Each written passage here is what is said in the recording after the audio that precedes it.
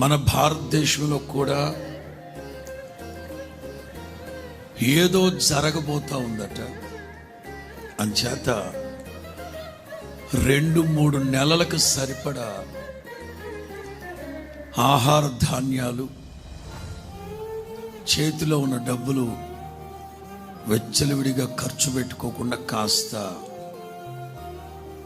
పొదుపు అనే అదుపులో ఉండమని చెప్తుంది సెంట్రల్ గవర్నమెంట్. ఏం జరగబోతుందో తెలియదు. మొత్తం మీద మనం ప్రార్థన చేస్తున్నాం కనుక ప్రభు సమస్త పరిస్థితులను అనుకూలంగా మార్చునుగాక. ప్రతికూలమైన ప్రతి పరిస్థితి యేసు నామములో ప్రభు అనుకూలపరచునుగాక.